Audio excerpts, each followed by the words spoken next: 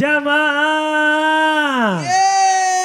Oh jamaah.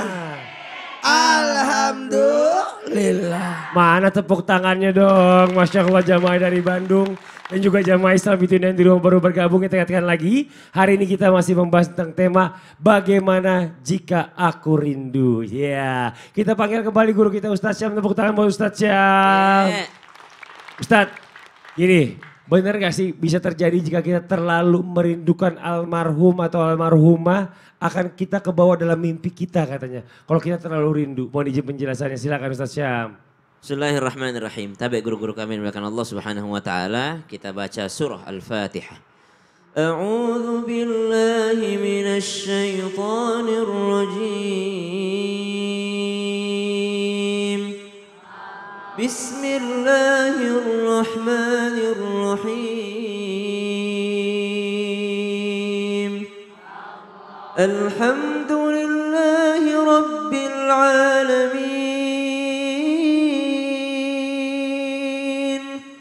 الرحمن الرحيم مالك يوم الدين إياك نعبد وإياك نستعين اهدنا الصراط المستقيم صراط الذين أنعمت عليهم غير المغضوب عليهم ولا الضالين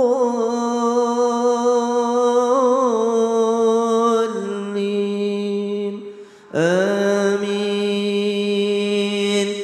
Ada yang mengatakan ketika rindu seseorang maka letak tangan di dada kemudian baca suratul Fatihah. Maka rindu itu akan dihilangkan ataupun dibuat ringan oleh Allah Subhanahu wa taala. Akan tetapi meletakkan tangan di dada ini hanya sebagai simbol karena biasanya yang merasa sesak ketika rindu itu ada di dada. Apalagi mungkin ada yang baru ditinggal oleh orang tuanya meninggal dunia, baru sepekan, 2 pekan, bulan Ramadan pertama tanpa ibu, subhanallah terasa sesak di dada. Mengingat seorang yang pertama kali bangun sahur, mengingat seorang yang membangunkan kita sahur, mengingat seorang yang memasakkan untuk kita sahur, mengingat seorang yang senantiasa memanggil kita, ayo nak sahur nak bangunin kita, itu sesak di dada ketika bulan Ramadan tanpa mereka. Maka letak tangan di dada sebagai simbol agar dada ini ringan, agar dada ini lapang. Lalu membacakan suratul Fatihah, dihadiahkan pahala bacaan suratul Fatihah untuk orang yang sudah meninggal dunia. Ingatlah ketika seorang anak beramal soleh, diingatkan asyaddu al-ihtimam al-amwat lil ahya asyaddu minal ihtimamil amwati lil ahya. Rindu ataupun perhatian seorang yang telah mati kepada seorang yang hidup itu lebih kencang dibandingkan rindunya seorang hidup kepada orang yang mati. Jadi orang yang meninggal dunia ini lebih perhatian kepada kita dibandingkan perhatian kita kepada orang yang sudah meninggal dunia. Banyak orang ziarah kubur, nanti mau Ramadan baru ziarah kubur, betul? Nanti setelah Ramadan baru ziarah kubur. Ada orang yang baru meninggal orang tuanya mungkin setiap hari. Lalu bulan depannya tinggal sepekan sekali. Lalu tahun depannya tinggal setahun sekali. Sedangkan orang tua yang sudah meninggal dunia itu rindunya tiap saat kepada orang yang masih hidup. Rindu apa? Rindu dibacain Al-Quran. Rindu anaknya beramal soleh supaya dapat juga pahala yang mengalir untuk orang tuanya. Rindu untuk diamalkan ilmu-ilmunya. Ilmu yuntafa'ubi, ilmu yang bermanfaat itu adalah pahala yang mengalir. Maka mereka lebih perhatian kepada orang yang hidup dibandingkan perhatiannya orang hidup kepada orang yang mati. Mungkin kita mengatakan kita sudah bangga ketika mengadakan tahlilan. Mungkin kita sudah bangga ketika kita adakan daripada haul orang tua kita. Mungkin kita bangga dengan tahunan-tahunan ini. Tapi ternyata mereka justru merindukan doa-doa kita di setiap saat. Maka termasuk kedurhakaan seorang anak jikalau dia lupa untuk membaca doa kedua orang tua di setiap habis sholatnya. Rabbighfirli wali walidayya warhamhuma kama rabbayani shaghira. Doakan orang tua di setiap sholat kita. Makanya kata ulama termasuk kedurhakaan kalau kita lupa. Kenapa? Mereka begitu merindukan kita yang masih hidup, rindu dengan doa-doa kita. Kita baca suratul Fatihah, kita hadiahkan bacaannya. Menurut para ulama bahwa tentu saja setiap hurufnya ada ganjaran dari Allah Subhanahu wa taala. Setiap amal soleh yang dilakukan oleh orang yang hidup, termasuk bacaan Al-Quran, termasuk daripada sholatnya, termasuk daripada puasanya, termasuk badal haji, badal umrohnya, itu semua disampaikan pahalanya kepada yang sudah meninggal dunia. Paling simpelnya sedekah dengan lisan. Sedekah dengan lisan itu apa? Dengan bacaan Al-Quran. Sedangkan Al-Quran jikalau dikumpulkan maka terkandung dalam satu surah yaitu suratul Fatihah. Masya Allah. Jadi termasuk sedekah. Sedekah juga gitu ya. Makasih banyak Ustadz Syam. Tepuk tangan buat Ustadz Syam. Kita lanjut lagi buat jamaah Islam itu yang ada di rumah. Sekarang waktu kita memberikan kesempatan kembali kepada jamaah di studio mewakili di rumah untuk bertanya langsung sama guru-guru kita. Kalau gitu kita kembali ke segmen Tanya dong Ustadz. Kami semua tanya dong Ustadz. Oke, sekarang yang mau bertanya boleh silakan angkat tangannya, ayo. Mana kita mulai dari yang sebelah sini lagi ya. Izin, wah ada berdiri aja Ibu. Silakan Ibu. Assalamualaikum warahmatullahi wabarakatuh. Waalaikumsalam warahmatullahi wabarakatuh. Nama saya Elis Komaria dari Majelis Taklim Masjid Besar Pangalengan, Kabupaten Bandung. Masya Allah, tepuk tangan buat Ibu Uis. Silakan, Tanya Ibu. dong Ustadz. Iya Ibu. Mau ke Ustadz Maulana. Ya Ibu. Maulana, boleh. Ibu Saya- kan sama saya. Kenapa enggak bisik-bisik aja tadi? Iya.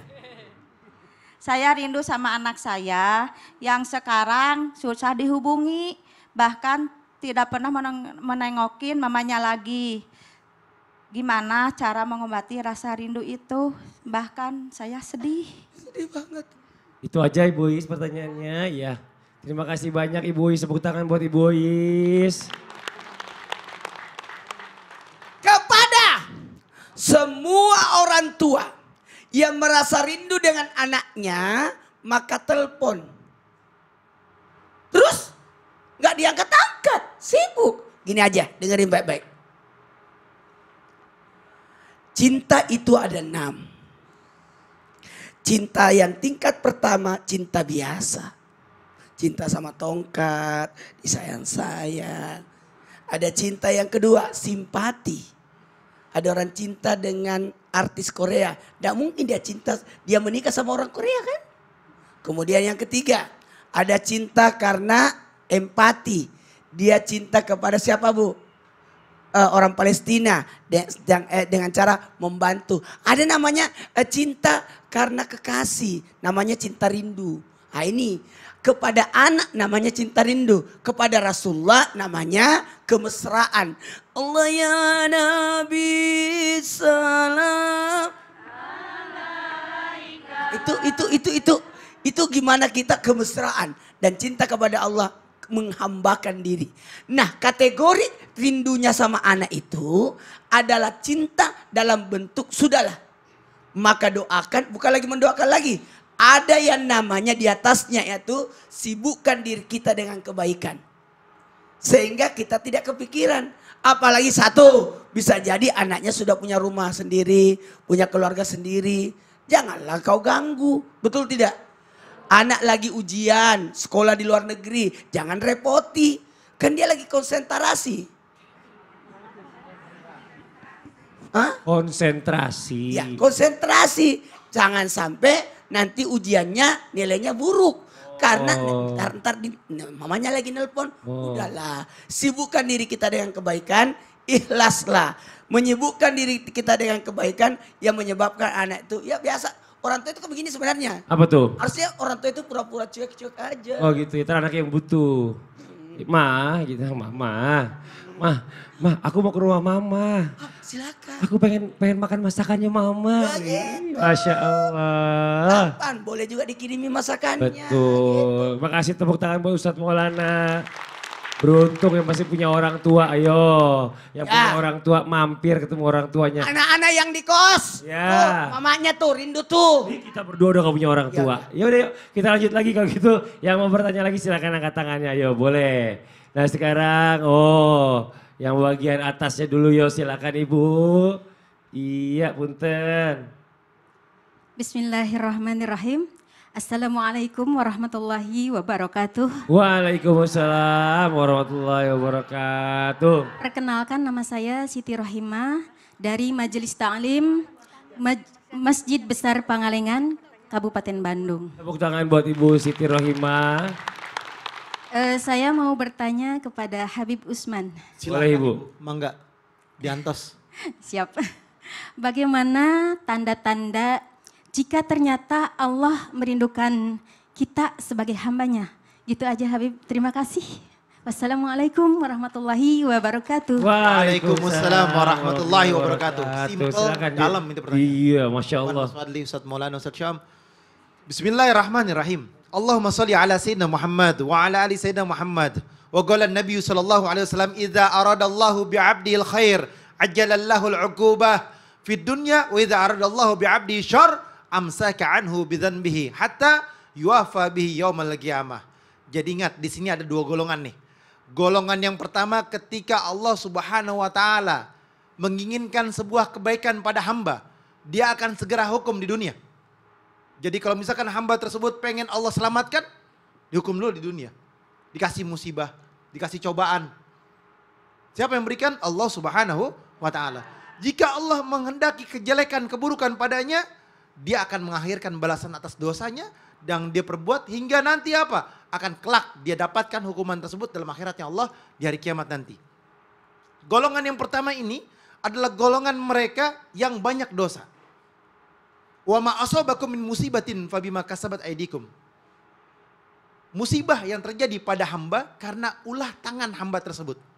Kalau Allah sayang sama hamba tersebut, dikasih musibah, dikasih cobaan. Agar apa? Agar kembali kepada Allah, ingat kepada Allah, taubatan nasuha. Minta ampunan kepada Allah. Akhirnya hamba tersebut tersentuh, oh ya saya banyak dosa ya Allah. Ternyata saya ini banyak melakukan perbuatan maksiat. Mungkin saya berzina, judi, khamar, melakukan perbuatan yang Allah tidak ridhai. Ya Allah, tobat ya Allah, ampunin saya, udah kepentok ya Allah. Udah kejedot ya Allah, ya kan. Ini taubatan nasuha, minta ampunan kepada Allah. Ini bukti hamba ditegur sama Allah, dia kembali dan ingat kepada Allah Subhanahu wa taala. Ini golongan yang pertama. Golongan yang kedua adalah hamba Allah yang taat sama Allah. Yang dekat kepada Allah. Mereka selalu ingat kepada Allah. Qiyamul lail. Bangun malam. Hanya sedikit orang yang bangun malam. Mereka golongan manusia yang taat kepada Allah. Menyibukkan dirinya untuk beribadah kepada Allah Subhanahu wa taala. Ini dirindukan sama Allah. Bahkan malaikat pun memperhatikan hamba tersebut. Ini hamba Allah yang disayang sama Allah. Ini hamba Allah yang selalu setiap malamnya tidak pernah lepas daripada apa? Beristighfar, minta ampunan kepada Allah. Salat malam. 5 waktunya dia tidak tinggal. Duhanya nggak tinggal. Apalagi qobliyah ba'diyah nggak tinggal. Puasanya tidak tinggal. Ini hamba Allah yang taat. Allah dan Rasulnya pun merinduinya. Ini golongan hamba Allah yang berada dalam surganya Allah Subhanahu wa taala. Surga pun rindu samanya. Jangankan surga rindu, bidadari rindu. Bidadari rindu. Kata ibu-ibu, enak aja mau dapat bidadari. Bu, kalau suaminya misalkan seandainya dapat bidadari, ibu senang nggak? Senang nggak? Senang Bu. Jujur Bu. Senang. Hah? Cemburu gak Bu? Enggak. Senang apa enggak? Senang kan? Hah? Senang. Kata ibu-ibu enak aja, ya kan? Bu, Nanti Bu. saya di sana gimana? Saya klarifikasi. Heeh. Ibu itu boleh kalau suaminya dapat bidadari. Kan ibu jadi ratunya bidadari. Nah, inilah hamba Allah yang disayang sama Allah, yang ibadahnya luar biasa. Taat kepada Allah, hatinya dijaga, lisannya dijaga, wa akhlaknya mengikuti akhlak Nabi Muhammad. Akhlaknya mengikuti akhlaknya Rasulullah. Cintanya kepada Allah dan Rasulnya sangatlah tinggi. Sehingga Allah merindukan hamba tersebut dan berharap hamba tersebut berada di urutan atau kedudukan yang tinggi di mata Allah. Inna akramakum indallahi atqakum. Yang paling mulia di sisi Allah adalah yang bertakwa kepada Allah Subhanahu wa taala. Masya Allah, tepuk tangan buat guru kita Habib Usman, terima kasih banyak. Kita lanjut lagi, mau bertanya satu lagi yuk. Angkat tangannya silakan. Mana? Wah, ibu di sebelah sini. Maju Bu, aduh kesandung saya sampai. Sini Bu, coba Bu, sini Bu. Nah, Suruh ibu maju karena di dia. pojok gak kelihatan. Sini aja Ya. coba, perkenalkan dirinya namanya. Bismillahirrohmanirrohim. Assalamualaikum warahmatullahi wabarakatuh. Waalaikumsalam warahmatullahi Nama saya wabarakatuh. Umi Ai dari Majelis Taklim Masjid Agung Kecamatan Pangalengan Kabupaten Bandung. Tepuk tangan buat Umi Ai. Silakan pertanyaannya Umi. Assalamualaikum, mau Waalaikumsalam. bertanya Ustadz. Ya. Mau bertanya kepada Ustadz Maulana. Oh, Baiklah. boleh. Takut dia mundur. Iya, iya. Begini Ustadz, Ya, bagaimana? katanya ada orang-orang Ya, yang dirindukan di surga. ada orang di dunia surga. Ya. Orang-orang yang seperti apa yang dirindukan di surga itu Ustadz? Oke. Ya segitu. Gitu. Hatur nuhun. Mangga. Wassalamualaikum warahmatullahi wabarakatuh. Waalaikumsalam. warahmatullahi wabarakatuh. Makasih Umi. Silakan. Iya. Pisan. Izin Habib dan Ustaz. Talil Quran wa afisi lisan wa mutimil jihan wa shaimi fi sahri Ramadan. Bukan orang-orang yang bilang, tapi Rabi yang bilang. Ada 4 yang dirindukan surga. Mau dirindukan surga? Rajin baca Quran. Rajin baca Quran. Dengan membaca Al-Quran, maka bukan kita yang minta surga, justru surga yang merindukan kita untuk masuk ke dalamnya. Yang kedua, wa afisil lisan, orang yang jaga lidahnya. Nih mulut nih. Jaga mulut, jaga lidahnya, jaga ucapannya. Kalau orang bisa menjaga ucapan, insya Allah masuk surga. Karena yang menyebabkan orang masuk neraka cuma 2. Cuma 2. Gara-gara 2. Antara 2 pipi dan antara 2 paha. Nggak usah dicari. Yang ketiga. Wa mut'imil jihan. Memberi makan orang lapar. Salah satunya bisa. Yang lapar siapa sih? Biasanya orang puasa kan. Bikin tajil buka puasa. Suka kasih makan orang. Ingat ya, sekarang sudah marak nih. Ada namanya Jumat Berkah. Itu bagus kasih makan orang di hari Jumat. Siapa yang memberi makan 60 orang di hari Jumat. Saya pernah baca di satu kitab. Ternyata Masya Allah Tabarakallah. Itu ketahuilah dikabulkan hajat permohonannya. Jadi yang pertama Bu apa Bu? Rajin baca Quran. Kemudian yang kedua. Menjaga lisannya. Yang ketiga. Memberi makan. Bagus itu Jumat Berkah. Satu lagi. Yang menyebabkan orang dirindukan surga adalah orang yang berpuasa pada bulan suci Ramadan. Nah, mau dirindukan surga? Maka lakukan 4 hal itu. Yakni rajin baca Quran, terus menjaga lidahnya, memberi makan orang lapar. Dan yang keempat adalah berpuasa pada bulan suci Ramadan. Nah, tunggu dulu. Ini ada informasi menarik nih. Dari Mas Fadli dan Ustaz Sam. Mudah-mudahan bisa juga nih bahan untuk supaya dirindukan surga dengan cara memberi makan. Masa sih? Iya, coba kita lihat. Silakan Mas Fadli, Ustaz Sam. Wah, makan apa ya enaknya ya? Wah, makan ini nih sepertinya enak nih. Tapi ini juga kelihatannya enak sih. Makan apa ya? Masya Allah Ustadz Syam ngapain sih? Ya Allah daripada bingung mau makan apa. Nih aku udah bawain ya. Grill Korean Odeng Barbecue Saus ala Cedea. Masya Allah, tabarakallah. Kalau gitu yuk langsung aja kita cobain Cedea Korean Odeng. Iya sebentar. Nih aku udah bawain juga nih. Untuk porsi Ustadz Syam. Bismillah. Dan juga buat porsi saya nih. Tuh bismillahirrahmanirrahim. Ayo kita makan Ustadz Syam. Bismillahirrahmanirrahim. Bismillahirrahmanirrahim. Gimana Ustadz Syam rasanya, enak kan? Masya Allah.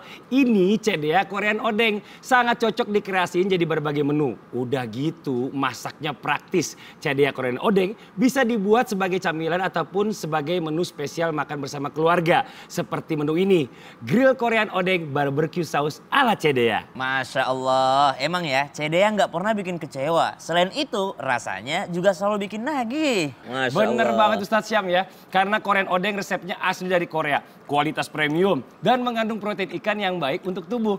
CDA Korean Odeng diproses secara higienis dan halal. CDA Korean Odeng ini ada 2 varian. CDA Korean Odeng Original dan CDA Korean Odeng Spicy. Bisa dikreasikan jadi berbagai menu Ustadz Syam. Masya Allah, tabarakallah. CDA Korean Odeng ini cocok banget ya digunakan untuk jadi teman ngemil andalan aku dan keluarga di rumah. Korean Odeng asli, ya CDA. CDA, ikan olahan bermutu. Alhamdulillah. Nah, buat jamaah Islam itu Indah yang ada di rumah, jangan kemana-mana dulu. Jangan pindah-pindah channel dulu ya, tetap di Islam itu Indah. Karena setelah ini kita akan lanjut lagi bersama guru-guru kita, akan mendengarkan tausiah tentang tema kita pagi hari ini. Tetap di Islam itu Indah, jamaah. Oh jamaah, alhamdulillah.